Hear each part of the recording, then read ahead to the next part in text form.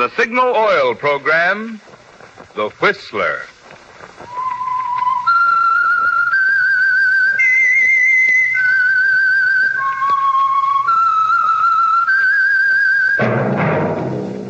That whistle is your signal for the Signal Oil program, The Whistler.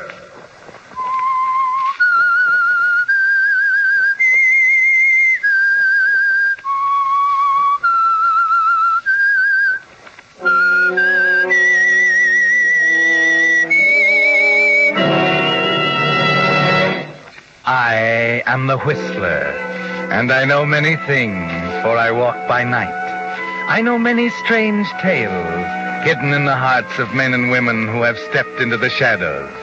Yes, I know the nameless terrors of which they dare not speak.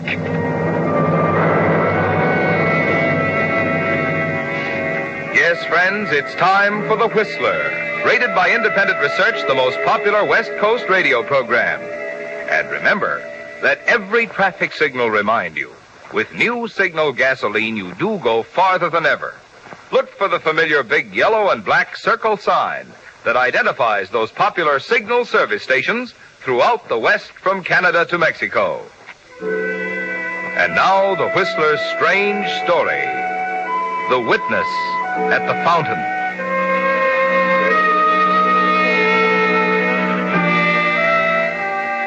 There were two things about Randy Dean that set him apart from the rest of the world. Basic inner things that made him different. The first one was clear enough on first meeting. He was a newspaper columnist, of course, but in a world of happy-go-lucky newspaper men, Randy was careful and methodical, living his life according to plan, scheduling each day down to the minute.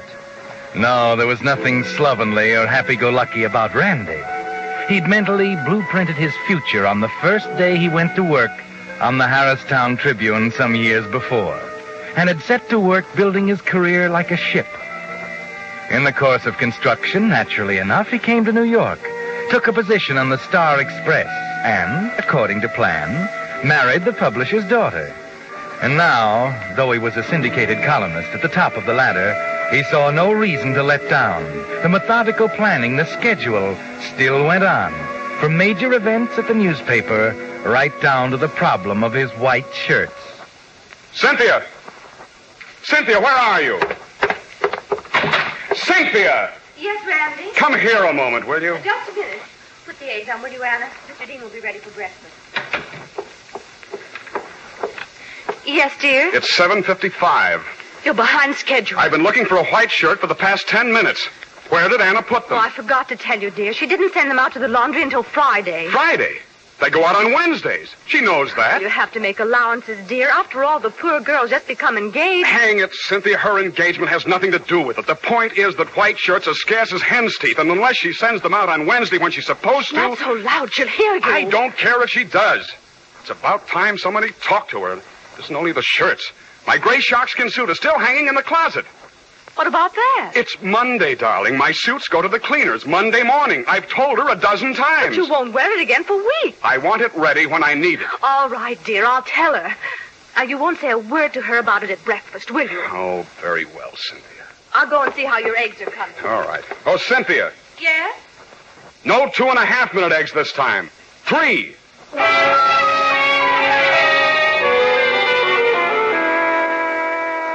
Yes, that was one of the unusual things about Randy Dean, the public one. The other, the private one, was even more unusual, for Randy was basically a criminal. The reason, for example, that he was so irritated about his shirts and his sharkskin suit became clear that very afternoon in the American wing of the Metropolitan Museum of Art. He was sitting inconspicuously with a dapper little gray-haired man before a painting by Gilbert Stuart, properly attentive as the guide discussed its merits before a small group of spectators. Of Washington, perhaps his most famous, we find Stuart at his best. The delicacy of line, the careful delineation of character, expression, and so on. Let's pass on now to another example of the artist's work, the portrait of John Jay. Are you coming, gentlemen? No, thank you. We'll sit here a moment longer if you don't mind. All right. Let's get it over with, Broden. How much this time? $250, naturally. That's what I thought. Here you are. Thanks. Going to have to raise it, you know. Inflation. Raise it all you want. You'll still get $250. A rash statement, Mr. Dean, if I've ever heard one. You'll pay what I ask when I ask it. I have a career, too, you know. Oh, career? A more honorable one than yours, at that. At least it didn't include the murder of my first wife as the most convenient way of marrying a newspaper. And poison at that. The lowest form of murder, Mr. Dean. Be quiet, will you? Oh, we're quite alone, Mr. Dean. And I feel like talking. Yes, I had a career in mind, too. You see, I didn't plan to spend the rest of my days as a laboratory technician in a coroner's office. So when the post-mortem was called on the death of the first Mrs. Dean and I discovered poison in her stomach, I said to myself, Broden, here's opportunity knocking on the door like a woodpecker. No use sending the poor man off to the gallows. He'll be grateful to you. Be happy to support you the rest of your life. You're a born optimist, aren't you? I'm thoroughly practical, Mr. Dean. And what with living costs rising and all that, well, I'm afraid beginning next week it'll be $350. What? Right? I'll have to think it over. Otherwise, I simply write a letter back to Harristown. They'd be only too happy to exhume the body of poor Mrs. That's Dean. enough. All right. Now, where will I meet you next week? I'll call you. Just tell me where I can reach. No. I'll call you, Mr. Dean. Good day.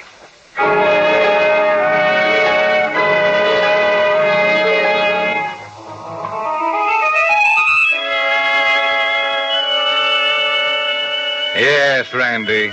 Mr. Broden had a blueprint for his future, too. And for more than 4 years now, you've been meeting him secretly once a week. First it was $100, then $200. Next week, $350. And all he has to do is remind you of the first Mrs. Dean to make you, cooperate. Yes, in his way, Mr. Broden is just as meticulous as you are. He realizes, of course, that his career depends upon yours. And he's been very careful to keep your meeting secret, so that nobody has the slightest suspicion that any connection between the two of you exists. That fact suddenly becomes important a few days later. Terry Lund of the Homicide Department is your guest for lunch at the Press Club. And of course he falls back on his favorite subject, crime detection. I'm afraid I don't get it, Terry. What do you mean, murder is a paradox? It's very simple. The more effort you put into it, the more you try to cover up your tracks, the easier it is for us to come up with the answer. Oh, now, wait a minute, Terry. No, it's a fact, so help me. I've seen it happen hundreds of times.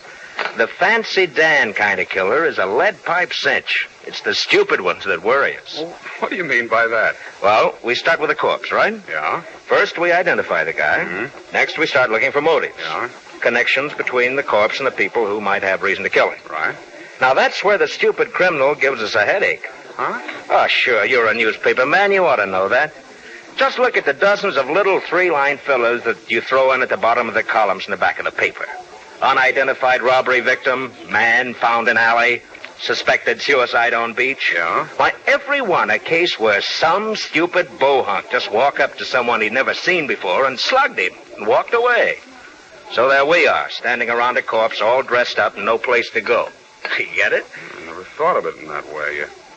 You know, that's interesting, Terry. I might do a column on it. You better let me read it first.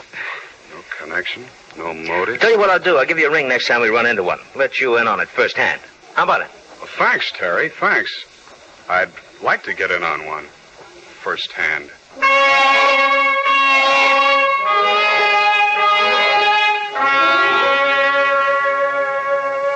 No connection, Randy. No way you could possibly be implicated should your friend, Mr. Broden, find himself in one of those little three-line fillers at the bottom of page 8. It suddenly seems so simple that you wonder why you balked at murder a second time.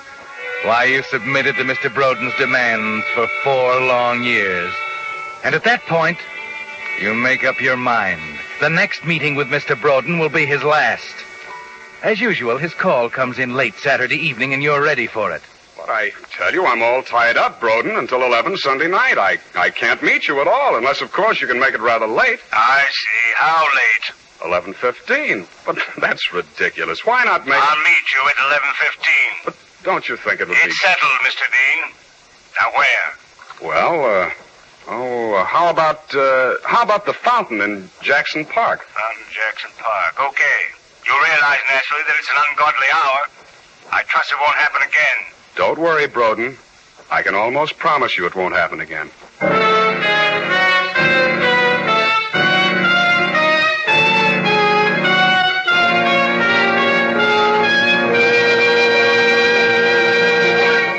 With the prologue of The Witness at the Fountain, the Signal Oil Company brings you another strange tale by The Whistler.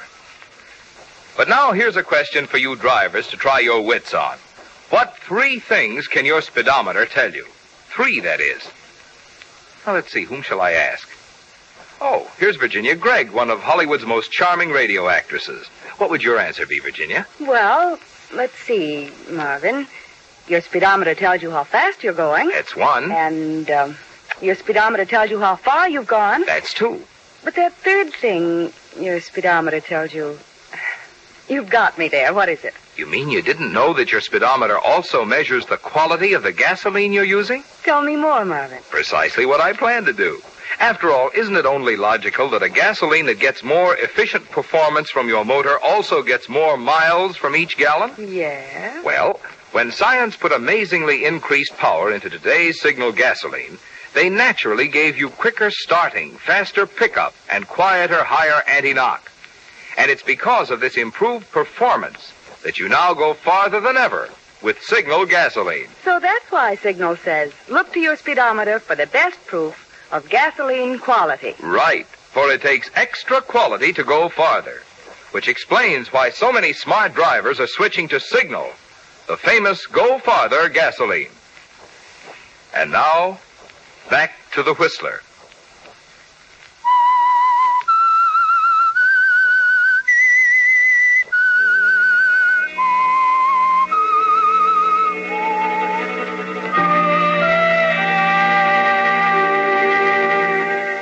So you've finally made your decision, Randy. Mr. Broden's appointment with you at the fountain at Jackson Park at 11:15 Sunday night will be his last. No more secret meetings, no more blackmail, no more threats. And it'll be the stupid type of murder, the kind of crime Lieutenant Terry Lunn told you it was almost impossible to trace. The kind in which there is no connection between murderer and victim, no traceable motive. Because you're positive that no connection between you and Mr. Broden will ever come to light. Both of you have been too careful to keep it a secret. But murder, even the stupid kind, is a terrifying thing. And it's hard for you to keep your mind on your work during the next few days. Harder still to sleep at night. It takes all your time, doesn't it, Randy? Just thinking about it. Randy. Huh? What's the matter, dear? You almost jumped out of your chair. You startled me. I was just thinking about Monday's column. Well, we should forget that old newspaper for 5 minutes. I'm getting worried about you. Randy, I was talking to Barbara Melvin today. She and Jimmy are coming over Sunday night, you know. What? What did you say? The Melvins, dear. You knew they were coming for dinner Sunday night. You didn't tell me anything of the kind.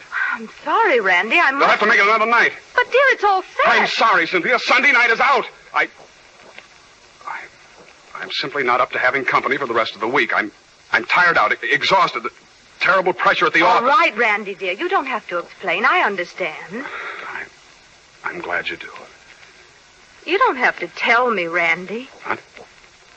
Tell you what? Why you're acting this way. I'll simply tell the Melvins it will have to be another night. That's all.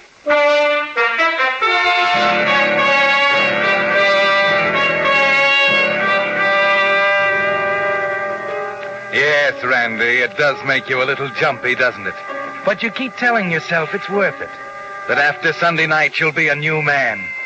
And strangely, when Sunday finally arrives, you discover you're more relaxed, cooler than you expected to be. It's 6 o'clock when you stop at the corner drugstore on the way home for a box of sleeping powders. Here you are, sir. That'll be 52. You say this is perfectly harmless? Oh, yeah, sure. Wouldn't make a habit of it, though. Yeah, 55, 75 a month. Tasteless, huh? Almost. Might take it in orange juice or maybe wine.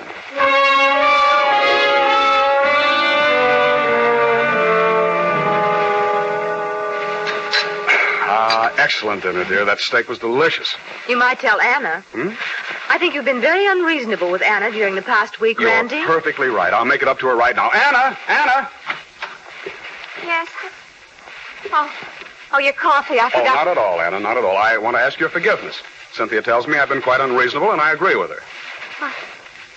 Oh, Mr. Dean, I don't know what to say. Well, let me say it then. I'm sorry. It's quite all right, sir. And now I think it's high time we did something about your engagement, Anna. A toast. That's it, a toast. A toast? You sit right down here in my chair. I'll go out in the kitchen and pour the wine.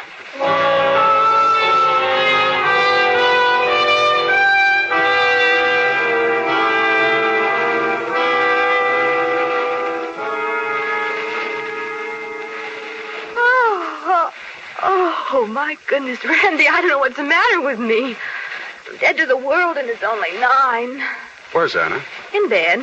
She gave up the ghost a half hour ago. Well, might as well go to bed. I'm tired, too. Oh, the wine, I suppose. What? Always affects me that way. You should know better than to give me wine after dinner, dear. Come on, let's go to bed.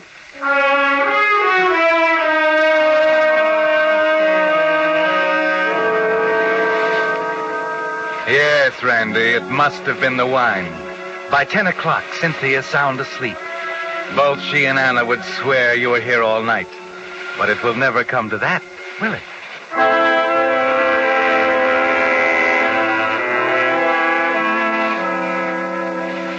The corridor's deserted when you quietly leave the apartment and tiptoe down the hall and ring for the automatic elevator. Confound it, wouldn't you know?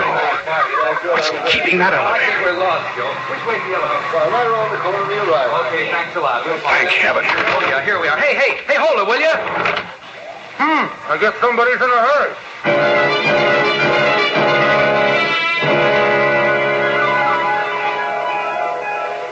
You wish you hadn't picked the fountain. It's too exposed. Lawn stretching in every direction from the path around it. The shrubbery and trees at least 50 yards away. But luckily, the light over the fountain is blown out. The darkness will cover you.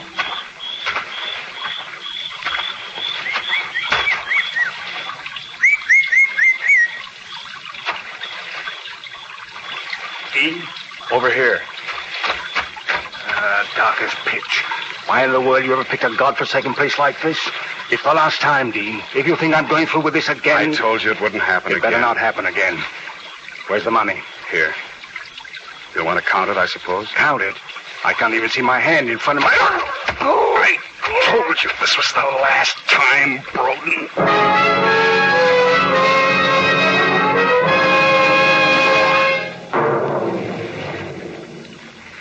It's all over now, Randy. You let him slump to the ground. Yeah, Broden. The last time. Now, his identification. The contents of his pockets. Suit label, laundry marks. It should only take you a minute. And then... Down this way, Eddie, by the fountain. No way to run, Randy. Lawn in all directions. He'd be sure to hear you. And then you see a park bench a few feet away at the edge of the path. It's your only chance.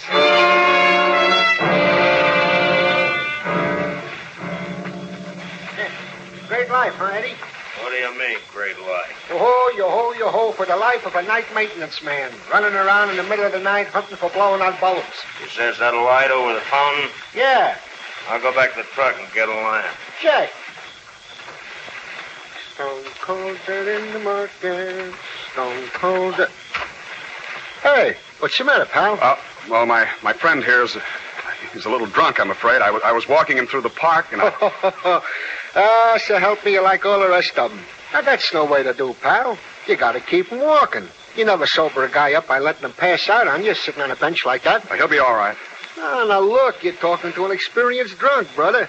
Yeah, let's walk him some more. Let me give you a hand. Don't. I tell you, he'll be all right.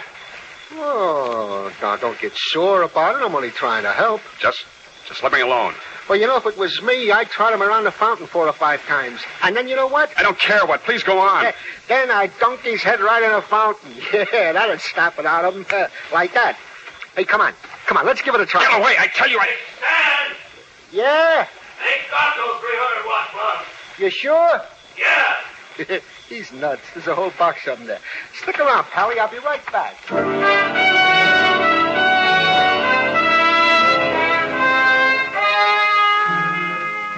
Your knees are so weak you can hardly get up off the bench as the night maintenance man walks back to his truck. You know you have about 30 seconds to get him across the lawn to the shrubbery, but somewhere you find the strength. The shrubbery seems a mile away, but finally you make it.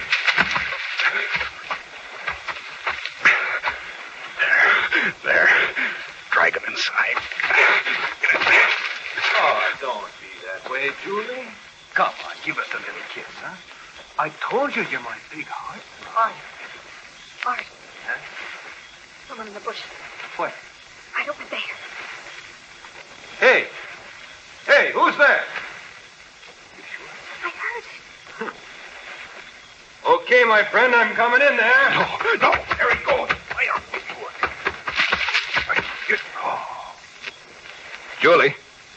Julie, there's a body in here.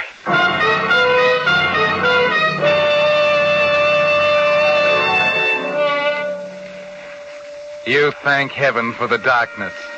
At least they couldn't see you. The maintenance man, that kid and his girl. They'll never be able to identify you in a million years, will they, Randy? An hour later, you're back in the apartment, safe in bed, with Cynthia sound asleep at the other side of the room. Still safe, Randy. Still no connection, no motive. Still safe. Still safe. Randy, darling. What? Oh, what time is this, Cynthia? I hope you don't mind, dear. I'll let you oversleep 45 whole minutes. You seem so exhausted. Oh, yeah.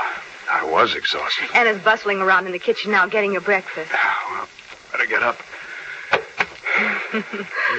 Randy, you're a sweetheart. What?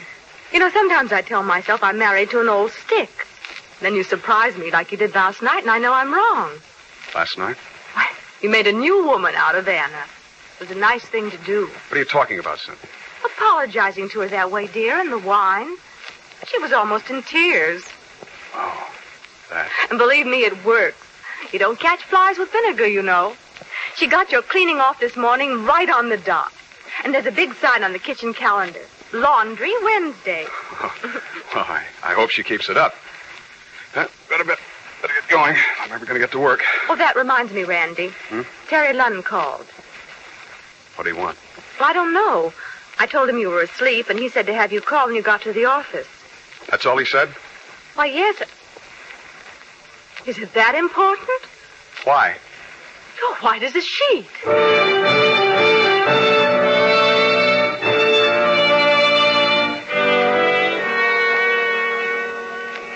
Police headquarters, Sergeant Baker. Lieutenant Lunn, please. Just a minute. Lieutenant Lunn. Terry, this is Randy Dean. Wow, Rip Van Winkle in the flesh. First time I ever caught you in The Hague. What happened to that schedule? Well, you better talk to Cynthia. She let me oversleep. What's on your mind? Oh, our friend, the stupid murderer. You said something about wanting to get in on the next one. Oh? Well, we got one. Kind of bum example, but I thought you might be interested. Guy got knocked off by the fountain in Jackson Park last night. Strangled. Oh, is that so? Yeah. You got any leads? Leads? Brother, we got the guy. What do you mean? That's what I mean by bad example. This time the killer was too stupid. Maybe you'd rather wait, Randy. Might be something more interesting turning up. No, Terry. I'll be right over.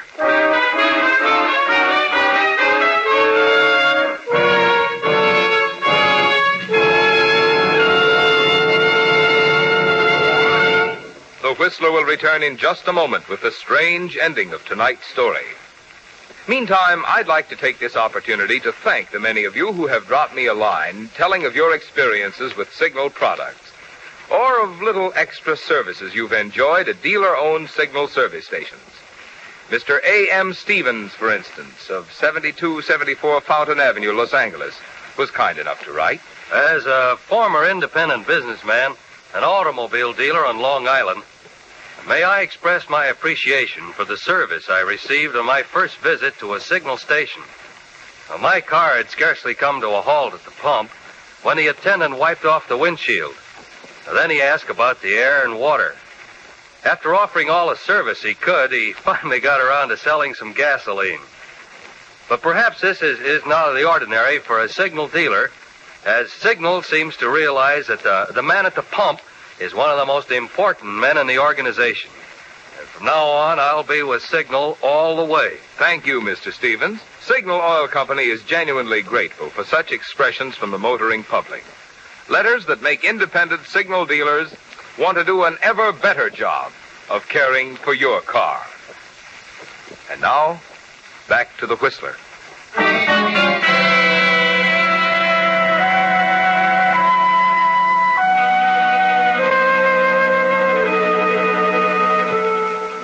There was no connection between you and Mr. Broden, Randy. You repeat it over and over in your mind as you hurry across town to Terry Lunn's office in the homicide department. No connection. No way they could link you with the murder at the fountain in Jackson Park.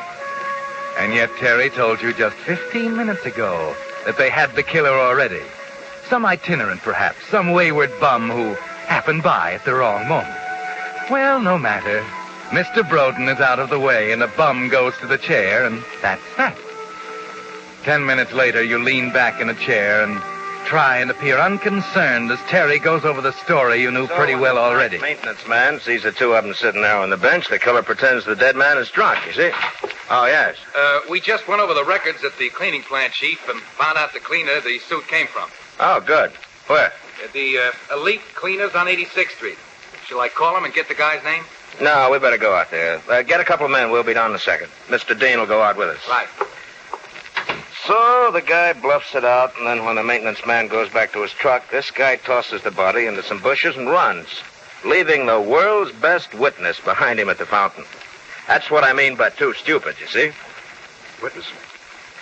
What do you mean, a witness? Yeah, he might as well have tied himself to that body with a pair of handcuffs. Well, come on, let's go. Wait a minute, Terry. Tell me what... He was all through the minute he left his suit at the cleaners this morning. What do you mean, witness? The bench, Randy, the park bench. With a nice coat of wet green paint.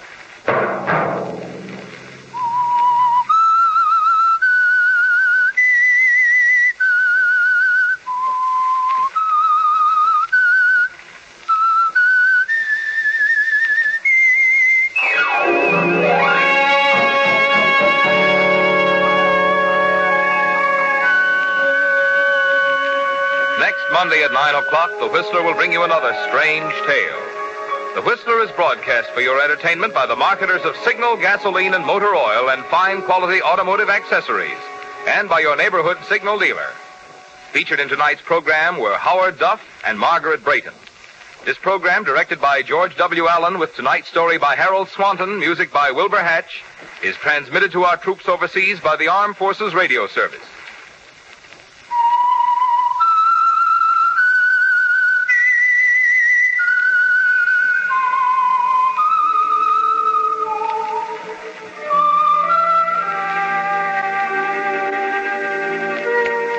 Whistle is your signal for the Signal Oil program, The Whistler. This is Marvin Miller speaking, reminding you to look for those familiar yellow and black circle signs that identify those popular Signal Oil stations throughout the West from Canada to Mexico. This is CBS, the Columbia Broadcasting System.